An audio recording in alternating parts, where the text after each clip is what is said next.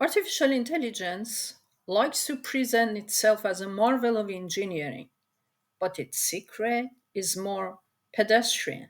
It lives and dies by data. Data is not an accessory, not a garnish on the plate. It's a meal. Strip it away, and your gleaming algorithms collapse into useless code, as helpless as a brain without oxygen. An AI's life begins in data the way a novelist begins in language. First comes collection, a frenzy of images, sentences, sound clips, and sensor logs, each plucked from the mess of human and machine life. Then comes cleaning, the gritty work of scrubbing away duplicates, smoothing out inconsistencies, and filling in the holes. Finally comes labeling, the oddly intimate act of teaching a machine what a cat looks like, or a cough sounds like, or what yes means in 20 languages. It's drudgery, but it is also genius. Once prepped, the data becomes a kind of a stage on which the machine rehearses. The AI combs through it, searching for patterns, assembling a private grammar of the world. It guesses, fails, adjusts, and guesses again. In supervised learning, humans provide the answers in advance. In unsupervised learning, the machine gropes in the dark for clusters and anomalies.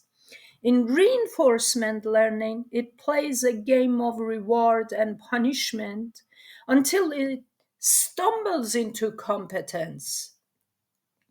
What looks like magic is just repetition at massive scale. The work doesn't end when the model is deployed.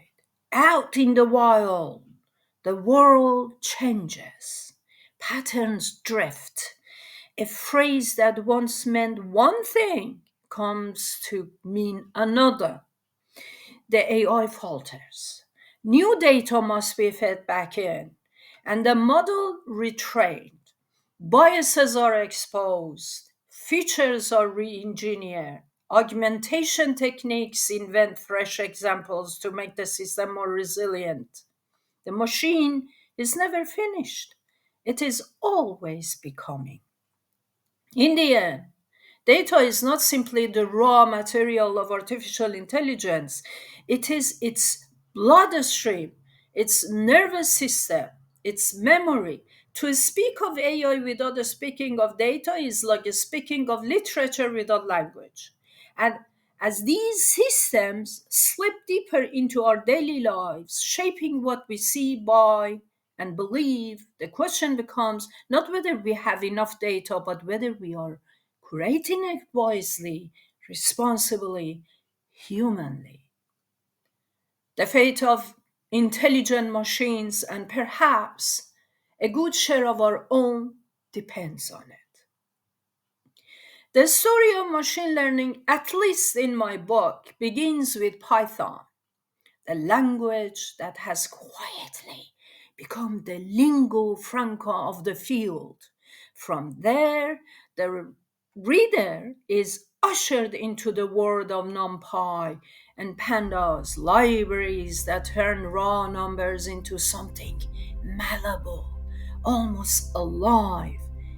These early tools laid the groundwork for more ambitious journey through TensorFlow, Keras, PyTorch, each formidable in its own right, and each explored in depth.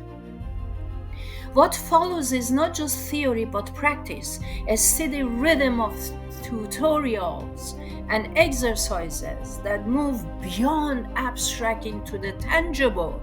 The reader learns to coax data into usable form, to refine features, to weigh models against one another, and to tune them for performance.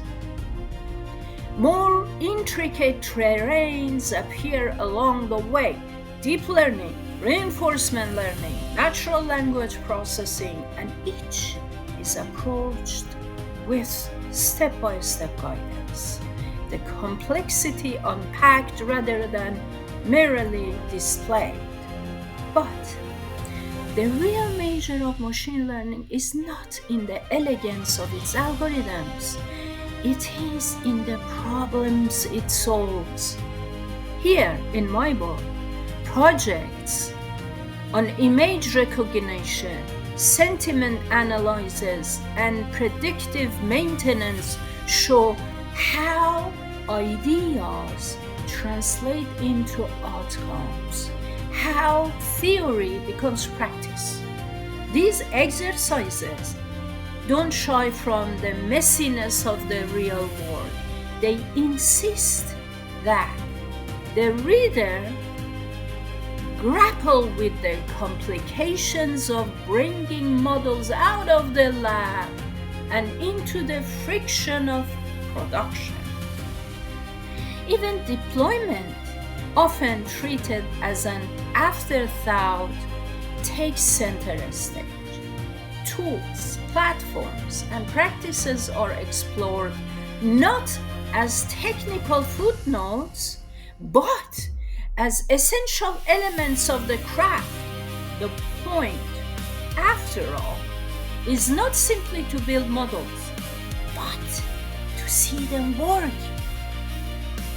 Machine learning is not just a manual, but a guidebook for a landscape that is still being shaped.